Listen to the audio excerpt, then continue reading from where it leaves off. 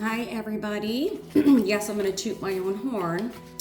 And the reason why I'm making this video is because the producer told me this is his best tech scout that he's ever been on. Awesome.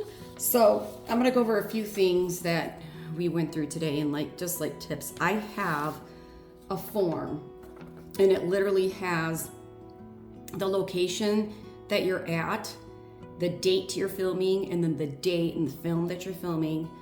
And then also at the top are items secured there if you have a walkaway. That's, for walkaways.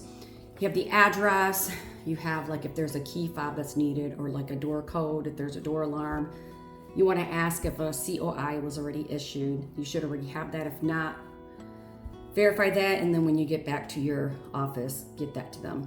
You want to ask them about where the crew can park, because a lot of the vehicles can be 30 to 40 personal vehicles, and where trucks can park, and those again are the 3 U-Haul vehicles that we have for art production and wardrobe, and then we have a camera truck and a grip truck. And then also parking for the background. You could be at a location we were at today. It was an apartment complex, and they have the whole parking lot of an old Civic Center arena. Amazing, great, love it. So everybody can park there. But we also talked to the city about coning off 3 different areas for 3 of our vehicles closer to the building. And then you want to ask about loading.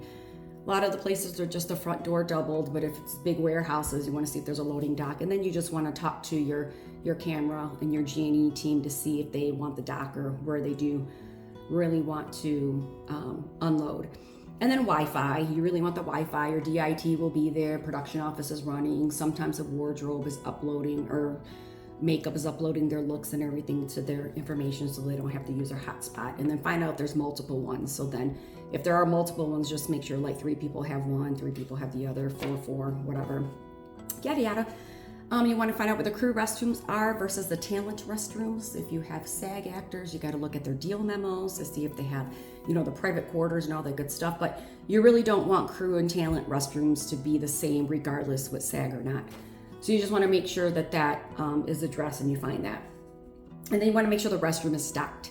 And you got to look to see if there's a little trash can, and if you want to bring a medium one in, and talk to your production team about filling that up and putting 4 garbage bags in the bottom, so then when they're changing it out, there's one not changing it out and then running around looking for where the extra bag is. So just already have your waste baskets that way, and then just stack them, clean.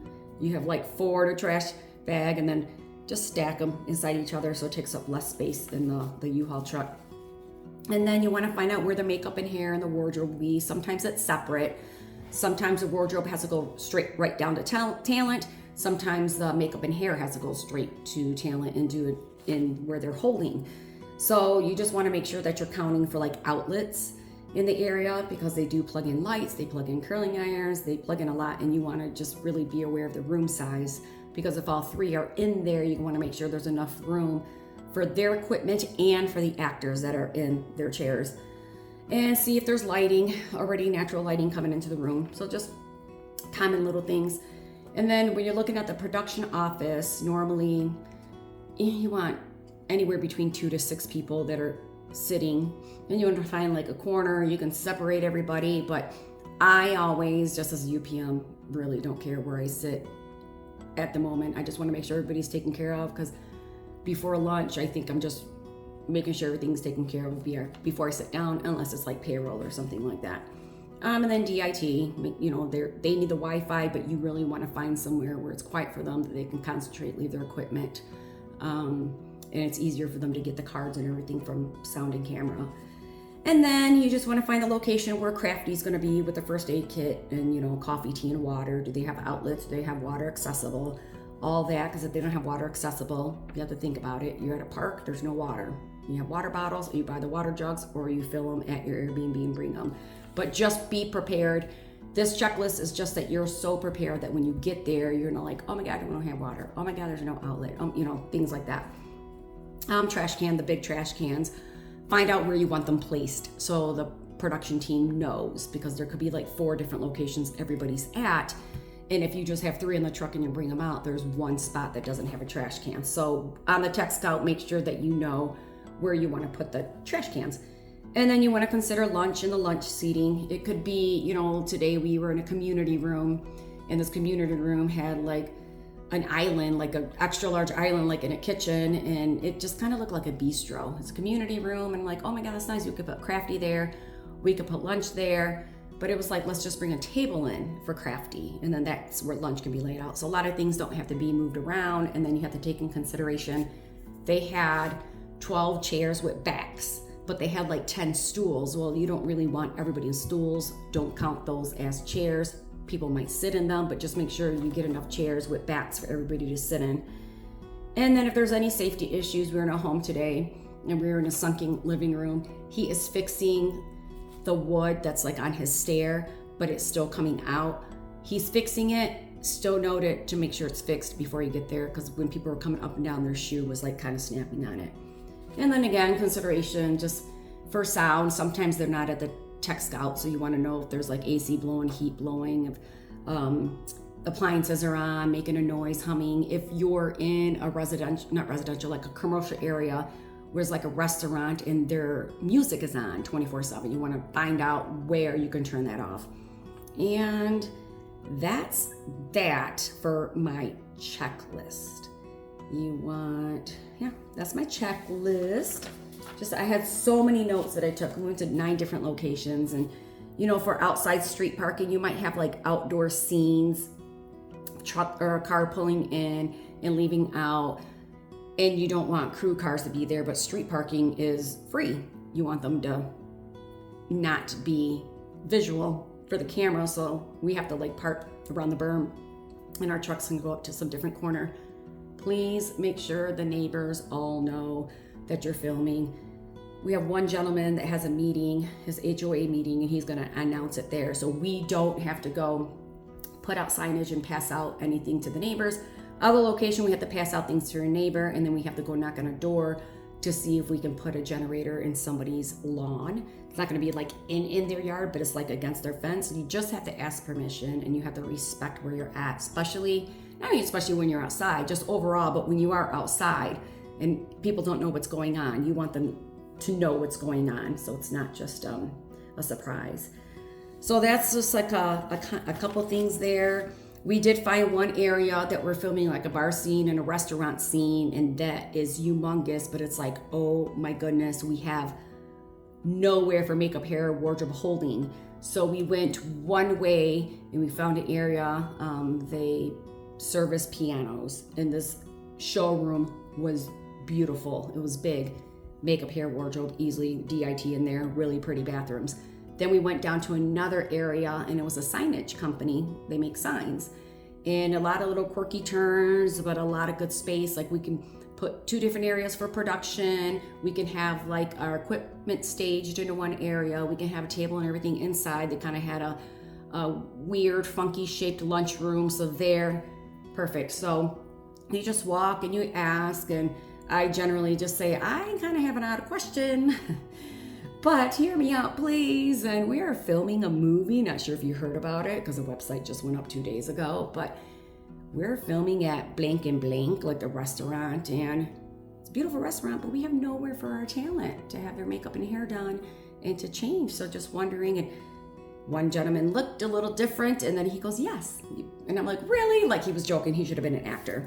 So you just have to have that personality to be able to go talk to people and let them know what you're doing and be honest. Makeup, hair, wardrobe, they think whatever, but there's a rat coming in, there's chairs coming in, there's things that are going to be plugged in. If we have DIT in there, they're going to probably bring their equipment and their table. So be honest, so they don't think it's just a little table, and let them know how many actors are really going to be in there. Let's see. If people have kitchens, I really don't like honestly using people's refrigerators. But it was asked a couple times today, and I kind of said, avoid the refrigerator. We have coolers. Just avoid as much as you can if we have it.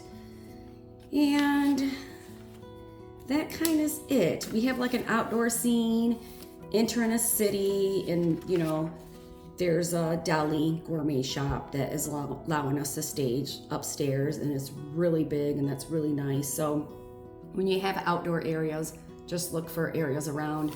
We have a studio that we're filming actors in, and it's very, very tiny. And there's one community room with one bathroom, and it's also open to the residents that live in this apartment complex. And I had to go down to the leasing office and say, okay, I have a huge favor. Is there any way, because she's sending out a newsletter to all the residents to know what we're doing. I gave her all the information on how many people, how many trucks, everything that's going on. And I was like, is there any way you can just ask if a resident is willing to allow 2 of our actors? And I gave her the names to just have their makeup and hair and wardrobe in there. So again, we'll have our, makeup, hair, and their assistant, and the wardrobe with her assistant in there with the 2 actors in there. And that will be like the vanity, and that's really pretty, nothing really messy, a little bit of crafty and some drinks. And she was like, yeah, she said she'll send it out. I'm pretty sure that it's really, really nice loft area, community.